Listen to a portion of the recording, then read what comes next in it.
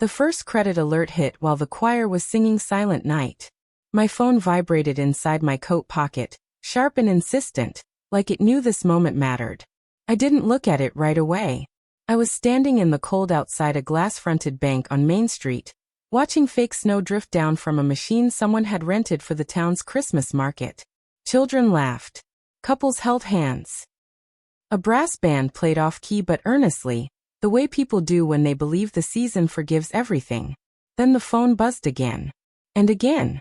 I stepped away from the lights and finally looked. Account guarantee removed. Credit line suspended. Urgent. Please contact us immediately. I smiled. Just a little. Across town, I knew exactly what was happening. Cards being declined. Online payments failing. Embarrassed explanations at checkout counters decorated with tinsel and goodwill. A carefully curated life beginning to crack at its most visible, most humiliating moment of the year. Christmas has a way of doing that. A third alert came through, this one from a mortgage lender. I didn't open it yet. I didn't need to. I already knew how dominoes fall once you tip the first one with intention. Snow crunched under my boots as I turned back toward my car. I moved slowly. Not because I was uncertain, but because my knees no longer appreciate drama. Arthritis doesn't care about vengeance. It has its own schedule. As I drove home, the radio played carols between cheerful ads for last-minute gifts and holiday loans. I laughed out loud at that. Loans. Of course. By the time I pulled into my driveway, my phone had gone quiet. That was always the tell. Silence meant panic had fully set in. Inside, my house smelled like cloves and orange peel. A pot of mulled cider was still warm on the stove. The Christmas tree glowed softly in the corner, ornaments collected over decades. Handmade ones, chipped ones, the ugly ones children insist are masterpieces. I took off my coat, hung it carefully, and poured myself a mug. Only then did the memory push forward. Not the alerts. Not the money. The sound of laughter.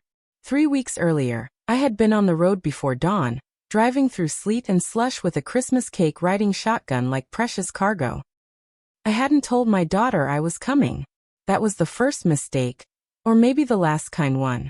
The cake had taken me 2 days. Spice layers, citrus zest, cream frosting, and tiny decorations shaped by fingers that don't bend the way they used to. I told myself it was tradition. I told myself it was love. I didn't yet admit it was bargaining. The storm started an hour outside my town. By the time I crossed the state line, the sky had turned the color of wet ash. My knees throbbed in protest every time I shifted my foot on the pedals, but I kept going. Christmas is about family, I reminded myself. Showing up matters. I imagined the surprise. The door opening. The forced delight melting into something real. A hug that lasted more than 2 polite seconds. I arrived just before dusk. Their house glowed like a catalog photo. Wreath on the door, candles in the windows, everything perfect and warm from the outside. I parked on the street instead of the driveway, rain soaking through my coat as I lifted the cake and walked up. The door was unlocked. Inside smelled like roasted herbs and expensive wine. Laughter spilled from the kitchen, loose and unguarded. I paused, suddenly unsure whether to announce myself. That's when I heard my name. Not spoken kindly. Not even neutrally. I swear, my daughter said, laughing. If she calls again this weekend, I might lose it. Another voice, her husband's, answered, amused. You should have told her you were out of town. She'd still show up, my daughter said. Then casually, lightly, as if she were commenting on the weather. Honestly, I hope she spins out on the drive. Then we wouldn't have to deal with this anymore. There was a beat. Then laughter. Shared. Easy. The cake slipped slightly in my hands. I don't remember deciding to move. I only remember the sound it made when I set it down on the counter between us. The laughter stopped. Faces drained of color. My daughter's mouth opened, then closed. I didn't shout. I didn't cry. I turned around and walked back into the storm. Now, weeks later, my cider steamed in my hands as my phone lit up again. A call this time. I let it ring. Outside, snow began to fall for real. Quiet, steady, relentless. The kind that covers everything evenly, without favoritism. I took a sip, savoring the warmth. They had wanted a Christmas without guilt. They were about to get one. I didn't turn around. That's the detail people always want to know later. Did you say anything? Did you confront them? No.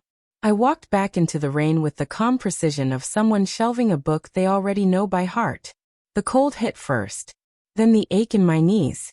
Then the absurd realization that the cake, 2 days of work, careful hands, softened butter, measured spices, was still sitting on their counter like evidence. I drove away before either of them found their voice. Christmas lights blurred through the rain as I reached the main road. Red, green, gold, smearing together like a bad watercolor. My hands were steady on the wheel. That surprised me. I'd expected shaking. Tears. Something dramatic.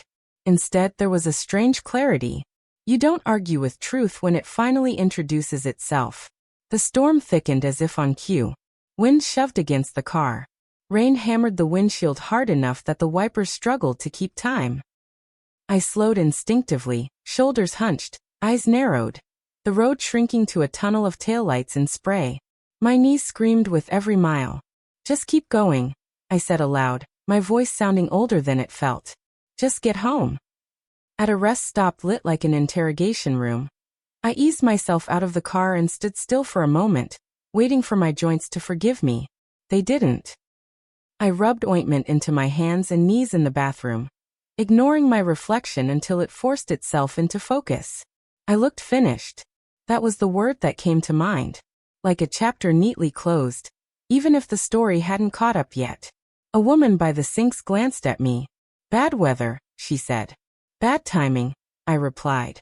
Back on the road, the radio crackled between stations before settling on carols. Joy to the world. I snorted. Someone up there had a sense of humor.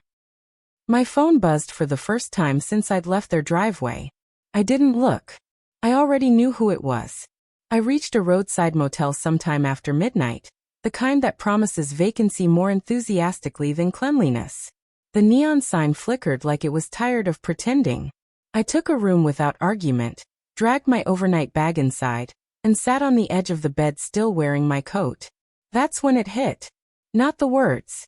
Not the laughter. The pattern. Christmases canceled last minute. Visits shortened. Calls answered on speaker while multitasking. Gifts accepted with distracted gratitude, then followed by a request. I had told myself it was life. Careers. Stress. Distance. What it had actually been was convenience. I slept in fits, dreams fractured by the sound of rain and half-remembered laughter. By morning, my phone was a graveyard of missed calls and messages. I scrolled just far enough to confirm the tone. Mom, please call. This is a misunderstanding. You can't just disappear like this. Disappear. As if I hadn't been slowly erased for years. I turned the phone face down and made coffee from a machine that sounded like it resented being awake. While it brewed, I did something I hadn't planned. I called my bank. I need a list, I told the woman on the line, my voice polite, steady. Every account where I'm listed as a guarantor. Credit cards. Loans. Anything tied to my assets.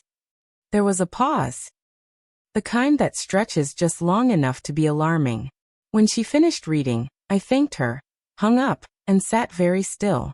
I had been busy baking, visiting, hoping. They had been busy building a life on my signature. By noon, I had called an old advisor, then an old friend who happened to be an attorney with a talent for unpleasant truths. By evening, I had a folder, physical, tangible, filled with statements and confirmations. I spread them out on the motel bed like a crime scene. And for the first time since stepping into that kitchen, I laughed. Not loudly, not bitterly. The quiet laugh of someone who finally understands the rules of the game they've been playing without consent. That night, I booked a flight home instead of driving. Some journeys only need to be taken once. As the plane lifted through clear winter sky the next morning, my phone buzzed again. This time, I read the notification preview without opening it. Payment declined. Please update your information. I closed my eyes and leaned back. Christmas was coming. And for the first time in years, I wasn't bringing a cake. The first call came before I'd even unpacked. I recognized the number instantly and let it ring. standing in my kitchen with my coat still on, listening to the familiar sound echo against tile and memory. The house felt different, steadier, as if it had been waiting for me to return as someone else. The tree lights blinked patiently in the corner. A wreath hung slightly crooked on the pantry door. Everything was exactly where I'd left it. Except me. I unpacked slowly, deliberately. Clothes folded. Shoes lined up. The folder of financial documents placed neatly on the dining table, right next to the Christmas runner I'd embroidered decades ago. Red thread. Gold edging. Careful work. By the time the phone rang again, I was ready. I answered on the third ring. "Where are you?" my daughter demanded. No greeting. No relief. Just irritation wrapped in panic. "Home," I said. "We've been calling you nonstop. Do you have any idea what's happening right now?" "Yes." A pause. The kind where someone realizes they're no longer steering the conversation. "Our cards are being declined," she said. "The bank says you." She stopped herself, recalculated. "There must be some mistake." "There isn't." Her breath caught. "You removed your guarantees?" "I did." "You can't do that without telling us." I glanced at the tree. One ornament, a chipped glass bell, reflected my face back at me, smaller and sharper than I remembered. "You didn't tell me you were using them," I replied. "That's different," she snapped. "This is Christmas." I laughed then. I couldn't help it. The sound surprised both of us. "Exactly," I said. "It is." She lowered her voice, the way she used to when she wanted something. "We'll talk about whatever you think you heard later. Right now we need you to fix this." "Fix this?" "Not you disappeared in a storm. Not are you safe. Not I'm sorry. I'm not fixing anything," I said calmly. "I'm correcting it." Her husband's voice cut in, sharp and tight. "This is cruel." "No. Iraplia. This is arithmetic." I hung up before either of them could recover. The days that followed were strangely peaceful. Snow fell. Cards arrived. Friends stopped by with small gifts and unsolicited opinions about the weather. I baked cookies, not for anyone else, just because I wanted to.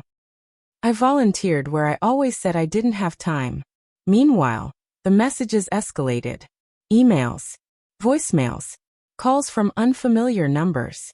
Someone even tried guilt dressed as concern, leaving a message that began with, "We're worried about your health." I blocked them all. Then came the letter from a lender. Formal, precise, confirming what I already knew. I framed it. Not literally, but I considered it. The real turning point came when I received a call from someone else entirely. His mother. She was polite, careful, and confused. "I thought you should know," she said. "The holiday property they were closing on fell through." I pictured it instantly. The wrapping paper. The champagne that would never be popped. The photos that would never be posted. "They told us you were contributing," she continued. "Half, I believe." "I wasn't," I said gently. Silence. "I see," she finally replied. And for the first time, I heard something crack on the other end of the line. That evening, I poured myself a glass of wine and sat by the window, watching the snow thicken. When the phone rang again, I answered. "What have you done?" her husband hissed. Gone was the charm. Gone was the laugh. "I stopped pretending," I said. "You're ruining our lives." I thought of the rain, the cake, the laughter in the kitchen. "No. Iraplia. I'm simply no longer financing them." "You're punishing us." "No," I said again. "I'm letting you experience the absence you were so eager for." He swore. I hung up. A few days later, I met with my attorney. She wore red glasses and didn't waste time. "It's about time," she said after I finished explaining. "We changed everything. The house, the accounts, the future."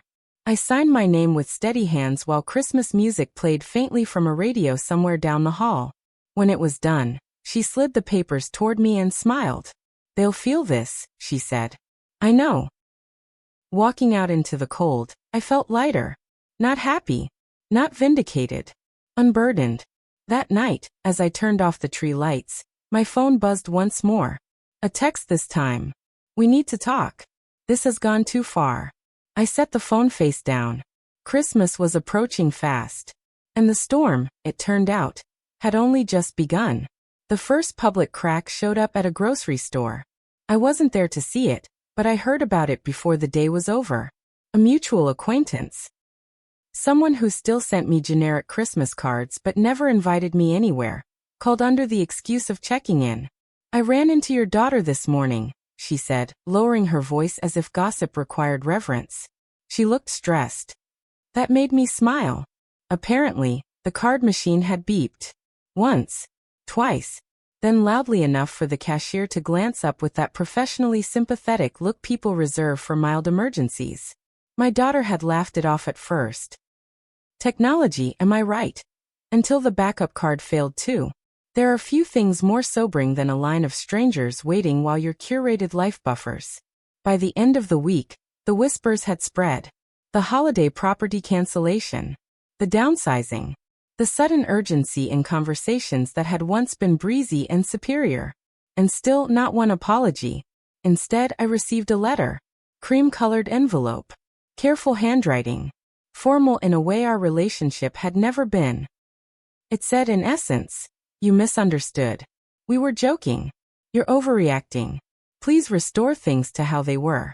I folded it neatly and placed it in a box where I keep old photos and documents. An archive of truth, not sentiment. That same evening, her husband called again. He didn't shout this time. He reasoned. You know this hurts more than just us, he said. People are asking questions.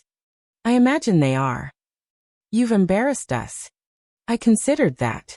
Then answered honestly. No. I've revealed you. Silence. You always wanted to be the victim, he snapped finally. I laughed. No. I just stopped volunteering. That was when he made his mistake. You're doing this because you're lonely, he said. Because you couldn't accept that we have our own lives. Something inside me settled then. Like a snow globe finally coming to rest. I drove through a winter storm to bring you Christmas, I said quietly. You laughed about my death. Another pause. Longer this time. That was taken out of context.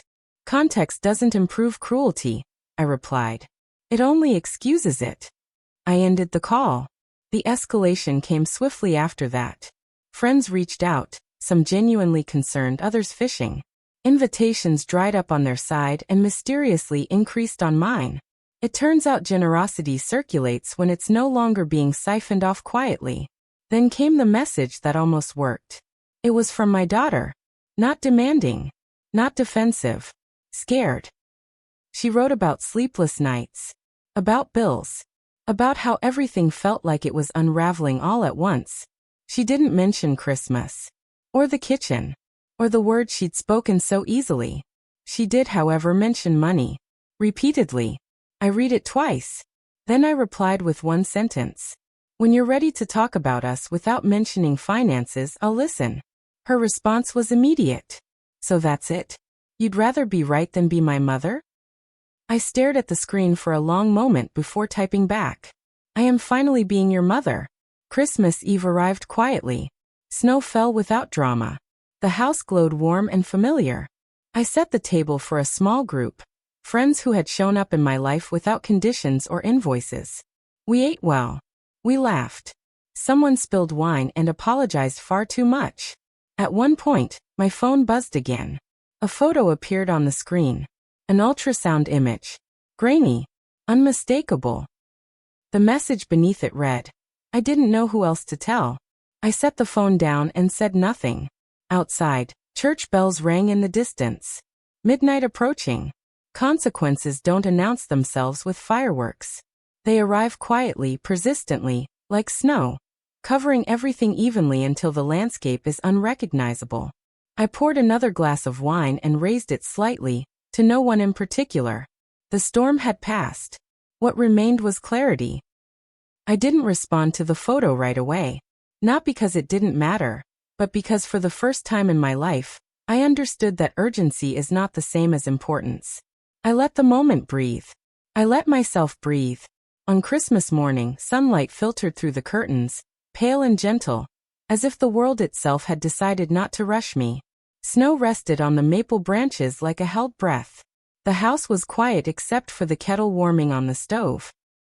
This was the Christmas I hadn't planned for. No long drive. No cake balanced with hope. No performance of togetherness. Just peace. I wrapped myself in a thick cardigan, the good one, and sat at the kitchen table with my tea. For years, I'd measured holidays by who showed up for me. Now I measured them by how I felt when no one demanded anything at all. Later that morning the phone rang. I answered. "I'm at the hospital," my daughter said. Her voice was smaller than I remembered. "The doctor said everything's fine now." But I was scared. "I know," I said. A pause. Not tactical. Not rehearsed. "I meant what I wrote," she continued. "About talking. Without money. That mattered." "Then talk," I replied. She exhaled shakily. "I've been angry at you for a long time. Not for anything you did, but for what you reminded me of. Loss. Responsibility. The parts of life you can't decorate or escape. When Dad died, you became a mirror I didn't want to look into." I closed my eyes. "I made you smaller in my life," she said, "because it was easier than admitting I was afraid." We sat in that truth for a moment, the line quiet between us. "I won't undo what I did," I said gently. "The will stays changed. The guarantees stay gone. Those boundaries aren't punishments, they're protection." "I understand," she said. And this time I believed her. "I'm not asking for what we had," she added. "I'm asking if we can build something different." Outside, snow slipped from a branch and landed softly on the ground. "Yes," I said. "But slowly. And honestly." She agreed. That was enough for now. By the end of winter, my life had settled into a rhythm that felt earned. I volunteered 3 afternoons a week. I painted poorly and proudly. I planted berries that wouldn't bear fruit for years and smiled anyway. I hosted dinners where no one monitored their tone around me, where laughter didn't require permission. The financial noise faded. Bills got paid. Lives adjusted. Consequences finished their work without my supervision. In the spring I received a small gift in the mail. No card. Just a photo frame. Inside was the ultrasound image again. This time labeled in careful handwriting. "For when you're ready." I placed it on the shelf beside the old ornaments and the chipped glass bell. Not centered. Not hidden. Just present. That Christmas storm, the drive, the cake, the laughter I wasn't meant to hear, had felt like an ending. It wasn't. It was a correction. I used to think love meant endurance. That if I stayed kind enough, patient enough, generous enough, things would eventually balance out. What I learned instead is this. Love without respect shrinks you. Boundaries don't destroy families, silence does. And sometimes the bravest thing a woman can do, at any age, is stop begging for a seat at tables built with her money, but not her dignity. This Christmas, I didn't bring dessert. I brought myself. And that was finally enough. Please click the subscribe button, like, share, and comment. This will encourage me to make more interesting stories. Also, let's know where you are watching from. Thank you and see you in the next story.